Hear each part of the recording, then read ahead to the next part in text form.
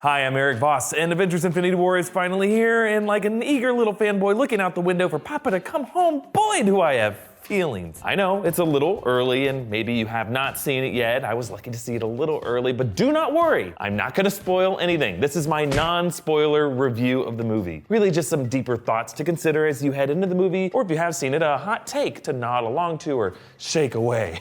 Okay, so how was Avengers Infinity War? Well, to answer that question, you have to consider what kind of movie this is. Now, it's hard to judge Infinity War as a movie because emotionally speaking, this is more of an event than a movie. A crossover finale paying off a decade of interweaving storylines across multiple previous movies. Now, a movie traditionally has 3 acts. Introduce the hero, challenge the hero, and then show what the hero does to overcome those challenges. This is pretty much the formula that we've seen Marvel Studios do in every one of its past adventures, taking characters and storylines from comic books and fitting them into a cinematic format. A redemption tale, team-up caper, spy thriller, buddy comedy, political drama, and breakup story, kinda. But Infinity War doesn't do that. Instead, it plays like a true comic book crossover issue, designed to pay off essential back issues with interesting conflict and teamwork and surprising pairings, spectacle after spectacle, and powerful emotional gut punches. And that thrill is Infinity War's first major strength. It is all third act. It's the finale to the movie that we've been watching for 10 years. Now, it doesn't answer all the questions. There's still another Avengers 4 in the pipeline for that. But to use Game of Thrones Season 6 terms, it's definitely a penultimate Battle of the Bastards to a surely forthcoming Winds of Winter. The closest thing to a protagonist we get in this movie is Thanos himself, who's the second big strength. Thanos' goal of collecting the 6 Infinity Stones and wiping out half the universe is the mission that we are most curious to see accomplished, even if it breaks our hearts to see that happen. That's how you know you have a great villain, by the way. Like Killmonger in Black Panther, part of us kind of wants to see the evil plan succeed, mostly because we care so much about all these characters that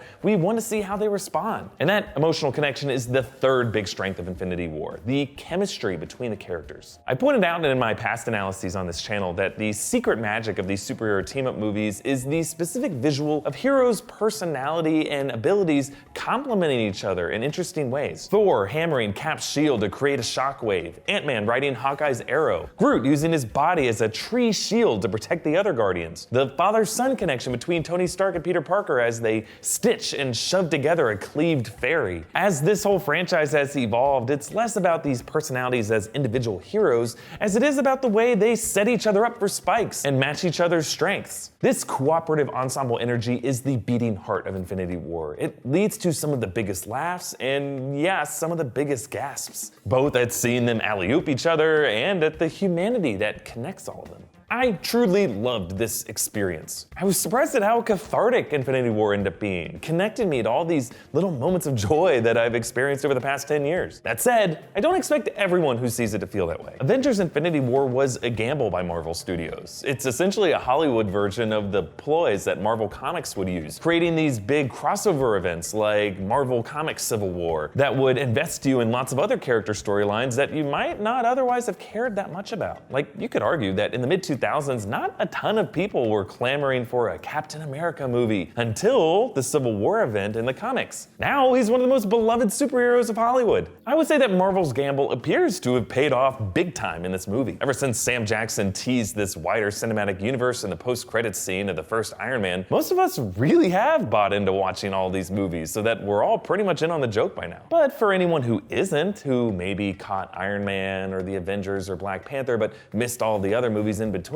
Infinity War might not have the same emotional effect. Kind of like a non-Game of Thrones watcher dropping in on Battle of the Bastards. The pacing and the visuals and the arrows, it's all exciting, but you know, you're not gonna feel what the creators want you to feel. Namely, satisfaction when a dog bites Ramsay Bolton in the face. So as a standalone story removed from its own cinematic history, Infinity War doesn't really hold up as its own arc. You could say it's overlong and overcrowded with characters and spectacle. It doesn't necessarily have the elegance and the confinement of the genre-bucking superhero movies like Logan or The Dark Knight. But it's also not trying to do what those movies did. The Marvel Cinematic Universe is frenzied and funny and fireworky and joyful. And Avengers Infinity War is the ultimate summation of all of that, contained in one powerful climax. Phrasing? Yeah, I know what I said. But I'll throw it over to you guys. If you have seen the movie, how do you think it ranks up against the other MCU films? Also, if you have seen it, just be cool and don't spoil stuff in the comments. We don't have to block anybody. But we will.